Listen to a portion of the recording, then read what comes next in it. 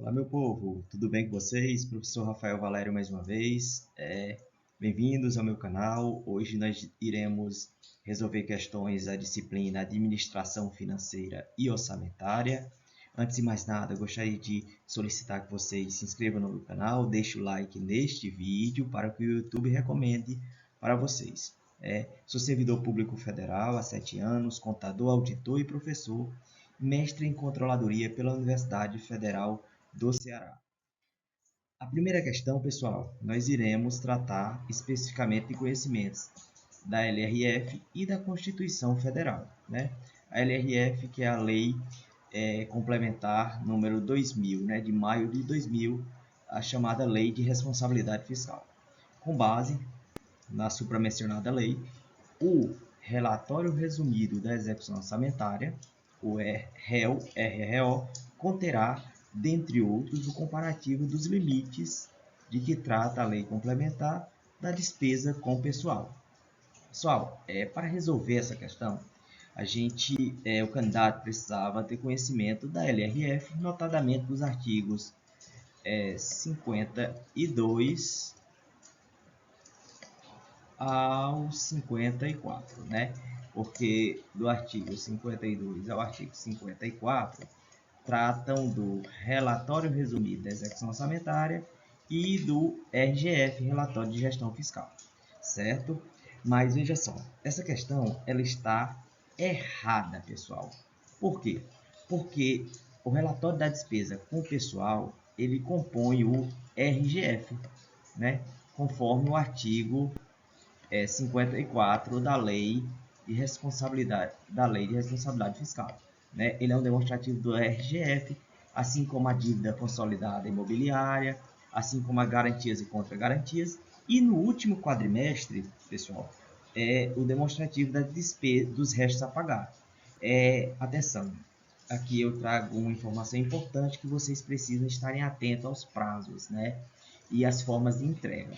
O relatório resumido da execução orçamentária, ele é publicizado a cada bimestre, 30 dias após o fim de cada bimestre. O RGF é a cada quadrimestre. É uma ressalva para os municípios com menos de 50 mil habitantes que podem optar por disponibilizar este demonstrativo em meio eletrônico de acesso público a cada semestre, tá bom? Sugiro a leitura da Lei de Responsabilidade Fiscal, notadamente nesses artigos, para entender melhor quais são os demonstrativos do relatório resumido da execução orçamentária e quais são os demonstrativos do RGF, o relatório de gestão fiscal. A questão 2, pessoal, ela requer um conhecimento sobre a classificação da despesa. Aqui eu trouxe as informações nas próprias alternativas para explicar para vocês, né? A despesa pública é um conjunto de dispêndio realizado pelos entes públicos para o funcionamento e manutenção dos serviços públicos prestados à sociedade. Existe uma classificação da despesa que busca responder basicamente à indagação em que área da ação governamental a despesa será realizada. Então, a pergunta é: a indagação será em que área? Esta classificação é representada por 5 dígitos, que traduzem a agregação das diversas áreas de atuação do setor público, nas esferas legislativa, executiva e judicial. Vamos estudar cada alternativa. A partir da indagação em que área, nós estamos tratando da classificação institucional? Não, pessoal, eu já trouxe aqui para que a gente estude cada uma das alternativas. Quando se trata da classificação institucional, a pergunta é quem é o responsável pela programação. Se é o órgão, se é a unidade orçamentária ou se é a unidade gestora. A unidade gestora é a menor agregação, certo? Por estrutura programática, não, pessoal. Quando a gente está tratando de programas, a pergunta que se deve responder, a indagação que se deve responder é qual a finalidade, qual o instrumento da atuação governamental, né? E esse instrumento da organização da atuação governamental, elas são divididos em atividades, projetos e operações especiais, certo? Quando eu estou tratando da classificação programática ou por programa, eu quero saber qual a finalidade da despesa. Por modalidade de aplicação, Também não, pessoal, porque a modalidade de aplicação, ela se encontra dentro da natureza da despesa. Que a natureza da despesa ela é dividida por categoria econômica, grupo natureza da despesa. A categoria econômica pode ser corrente ou de capital, que a despesa econômica pode ser despesa corrente ou de capital. Por grupo natureza da despesa, pode ser uma despesa pessoal, pode ser outras despesas correntes, né? Ou pode ser uma despesa de investimento, certo? Quando eu estou tratando da despesa de capital. Então, também não é. O que nos restou como gabarito foi a alternativa E, funcional. Porque na classificação funcional, por função ou subfunção, né? Ele segrega as dotações orçamentárias nessa divisão. Então, ele responde essa pergunta específica. Em que área? Se eu estou falando da função 10, né, é a área da saúde, né, a classificação na área da saúde. Se eu estou falando da função 12, é a educação. E por aí vai. Então, se surgir a pergunta na prova de vocês em que área, a classificação da despesa está se tratando da classificação funcional, certo? Que ela é dividida por função e subfunção. A função nós temos 2 dígitos e a subfunção nós temos mais 3 dígitos. Aqui, ó, na pergunta já traz o cerne da resposta. A classificação são 5 dígitos, tá bom? A terceira questão, uma questão recente agora da Fundação Carlos Chagas, 2022, do Tribunal Regional do Trabalho de Rondônia e Acre, da 14ª Região. A Lei 4.320 estabelece que o superávit do orçamento corrente é classificado como... Pessoal, aqui bastava uma leitura da Lei 4.320, né, que é a lei chamada Lei do Orçamento, né, que estatui regras diretrizes acerca do direito financeiro, né? Lá no artigo 11, inciso 2º, informa que na classificação econômica da receita por categoria econômica, a classificação da receita por categoria econômica, que pode ser receita corrente, né? Pode ser receita corrente ou RC, receita de capital, certo? Dentro da receita de capital está inserido o superávit do orçamento corrente. Essa questão aqui ela pode confundir o candidato, mas o superávit apurado no exercício, né, vamos dizer assim, migrado para o exercício seguinte, ele é classificado como receita de capital. É mais uma questão da Fundação Carlos Chagas, do mesmo concurso, certo? Também perguntou a literalidade da Lei 4.320. Aqui o que eu falo para vocês, bastava uma leitura da Lei 4.320 da Constituição Federal para que o candidato respondesse algumas questões, né?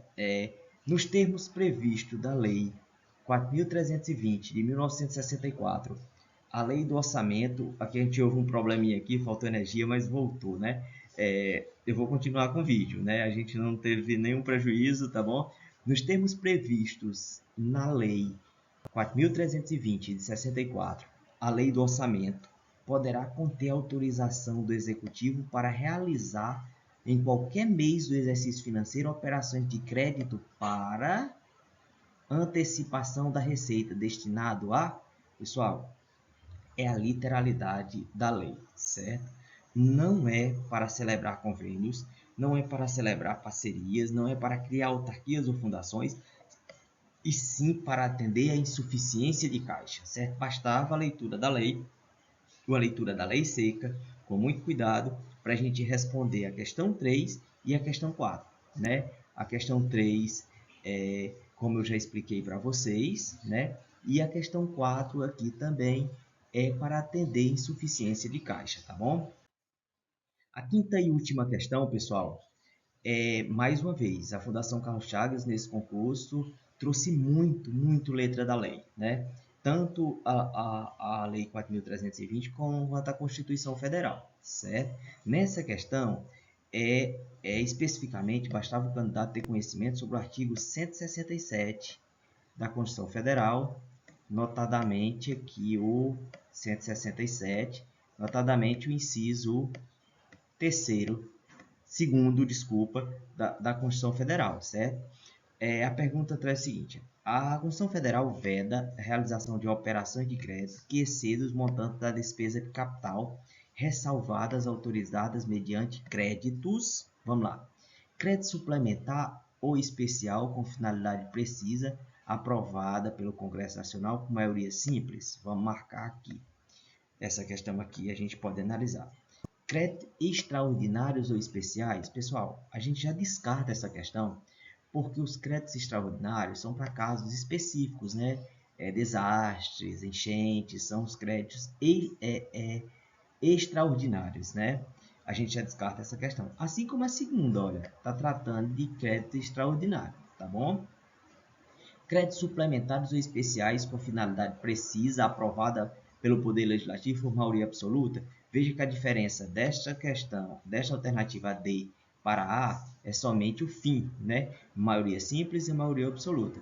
Extraordinários ou suplementares, a gente também descarta esta questão porque está tratando de extraordinário, né? A gente descarta a por conta disso. Não, desculpa, a gente descarta a B, a E e a C. Restou aqui, pessoal, a questão, as alternativas A e D. A literalidade do inciso do artigo 67, do inciso 3º, do inciso 2º, desculpa, é a alternativa D, suplementares especiais com a finalidade precisa aprovada pelo Poder Legislativo por maioria absoluta, certo, gente? É necessário que essa modificação no orçamento que tenha essa finalidade precisa, que é o que? Operações de crédito, uma finalidade precisa inserida no orçamento, é preciso ter uma finalidade precisa, o que o executivo vai fazer, em que área, em que função, em que subfunção o executivo vai utilizar esse orçamento aprovado, né, que é uma finalidade precisa e aprovada por maioria absoluta do Poder Legislativo, tá bom? Por hoje é só, mais uma vez eu reitero o pedido, se inscreva no canal, ative o sininho e vamos lá, dá o like para que o YouTube recomende esse vídeo para mais pessoas, tá bom? Obrigado e até a próxima, pessoal. Sempre um prazer estar com vocês.